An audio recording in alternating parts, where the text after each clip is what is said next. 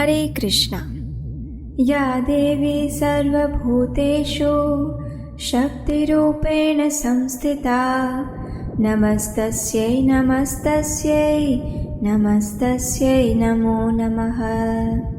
परम भगवान की बहिरंगा शक्ति जब इस भौतिक जगत में दुष्टों का संहार करने के लिए प्रकट होती है, वही है दुर्गा देवी। उनके इस धरातल पर विविध रूपों में प्राकट्य को हम नवरात्रि के रूप में मनाते हैं। वर्ष में 4 बार आती है नवरात्रि, चैत्र, आषाढ़, अश्विन और माघ मास में।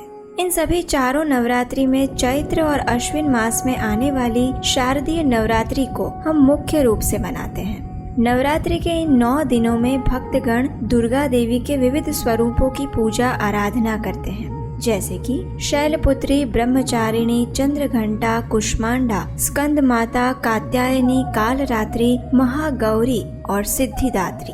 नवरात्रि के 9 दिन पूर्ण होने के बाद 10वें दिन विजयादशमी यानी दशहरा का पर्व मनाया जाता है, जिस दिन भगवान श्री रामचंद्र ने रावण का संहार किया था।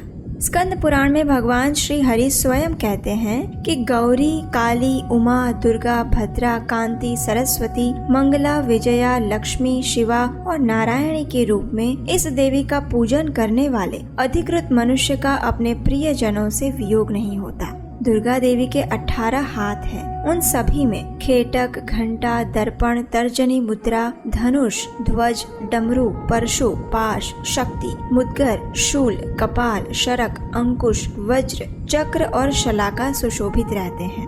महिषासुर का वध करने वाली ये देवी सिंह पर सवार होती है। चलिए अब हम इस नवरात्रि के पावन अवसर पर एक पौराणिक कथा का श्रवण करते हैं।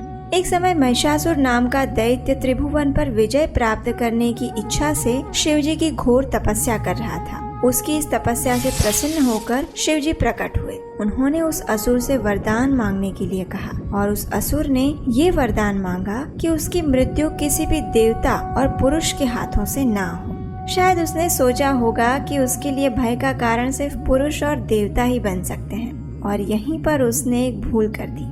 आखिर उसे जो चाहिए था वो वरदान मिल गया, और फिर वही हुआ जो होता आया है। जब किसी भी जीव को सत्ता और शक्ति मिल जाती है तो बहुत कम लोग उसका सदुपयोग कर पाते हैं, और असुरी मनोवृत्ति के कारण अधिकतर जीव उसका दुरुपयोग ही करते हैं।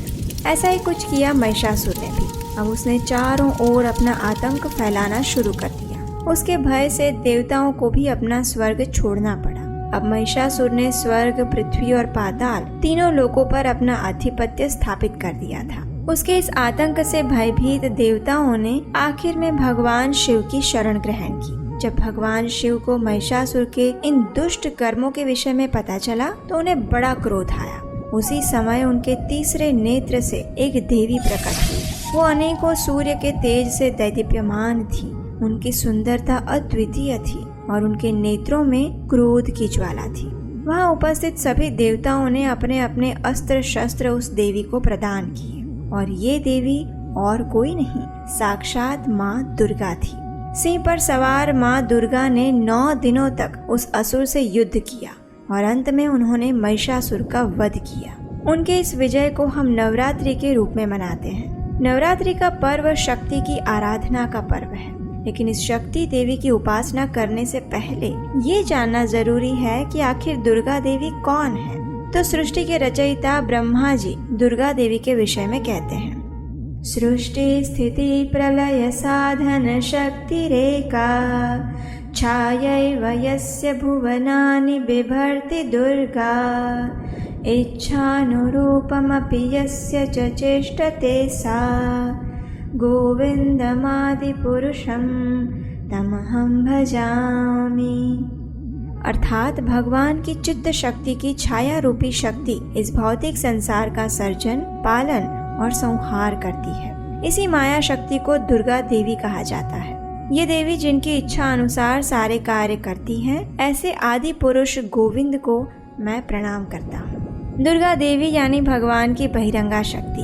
आध्यात्मिक जगत में भगवान की मुख्य 3 शक्तियाँ हैं, संवित, संधिनी और आह्लादिनी शक्ति। संवित शक्ति आध्यात्मिक जगत में वहाँ के वासियों को भगवान के साथ अपना संबंध क्या है उसका ज्ञान करवाती है। संधिनी शक्ति आध्यात्मिक जगत को वैविध्यपूर्ण बनाती है, जिससे कि भगवान अपने दिव्य लीलाओं के द्वारा अपने भक्तों को आनंद प्रदान कर सके। और आह्लादिनी शक्ति भगवान को असीमित सर्वोच्च आनंद प्रदान करती है। आह्लादिनी शक्ति स्वयं राधा रानी है, और जब राधा रानी की छाया भौतिक जगत में प्रवेश करती है तो उससे उत्पन्न होती है दुर्गा देवी। भगवान की आज्ञा से दुर्गा देवी इस भौतिक संसार को अपने नियंत्रण में रखती है। उनका त्रिशूल 3 प्रकार के भौतिक कष्टों को दर्शाता है, यानी आधि दैविक, आधि भौतिक और आधि आत्मिक। इस त्रिशूल के माध्यम से हमें कष्ट देकर दुर्गा देवी ये समझाना चाहती है कि ये भौतिक संसार हमारा वास्तविक स्थान नहीं है। इसलिए हमें भगवान की शरण में जाकर अपने वास्तविक घर भगवत धाम वापस जाना चाहिए। ब्रह्मवैवर्त पुराण के प्रकृति खंड में स्वयं भगवान नारायण नारद मुनि से कहते हैं,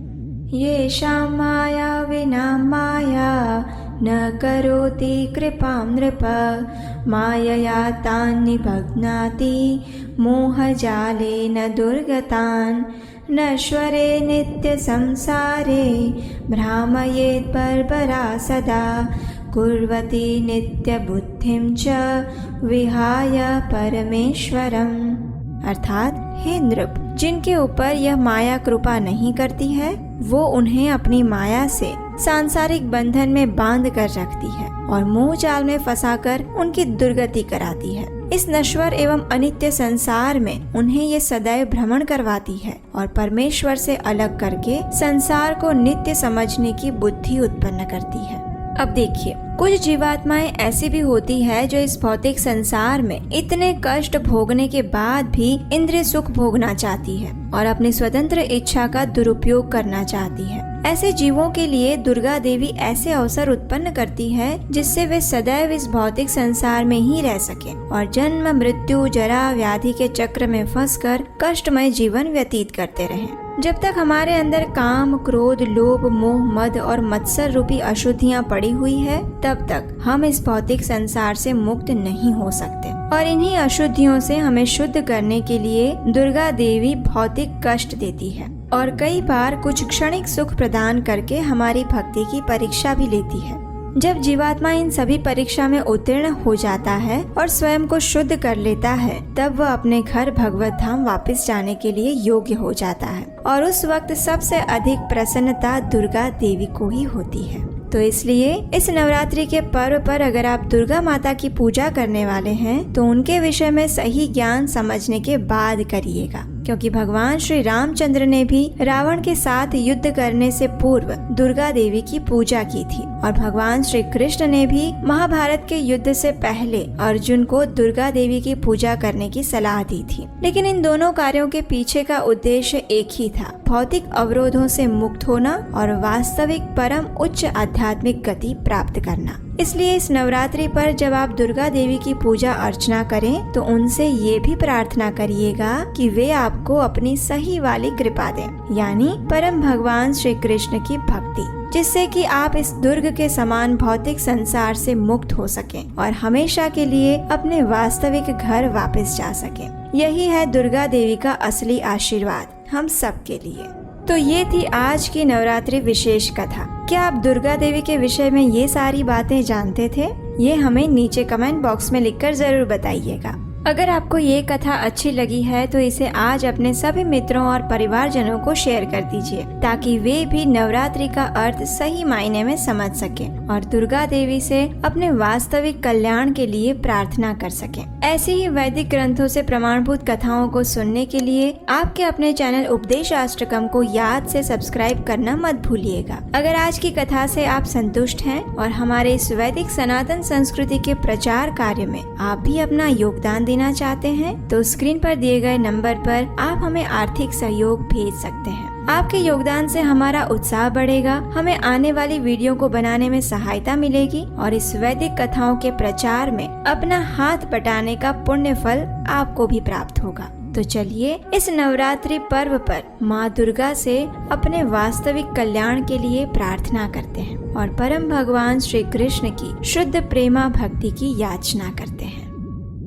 अयि गिरिनन्दिनि नन्दित मेदिनि विश्व विनोदिनि नन्दिनुते गिरिवरविन्ध्यशिरोधिनिवासिनि विष्णुविलासिनि जिष्णुनुते भगवति हेशितिकण्ठकुटुम्बिनि भूरि कुटुम्बिनि भूरि कृते जय जय हे महिषासुरमर्दिनि रम्यकपर्दिनि शैलसुते सुरवरवर्षिणि दुर्धरधर्षिणि दुर्मुखमर्षिणि हर्षरते त्रिभुवनपोषिणि शङ्करतोषिणि किल्बिषमोषिणि घोषरते धनुजनिरोषिणि दितिसुतरोषिणि दुर्मदशोषिणि सिन्धुसुते जय जय हे महिषासुरमर्दिनि रम्यकपर्दिनि शैलसुते।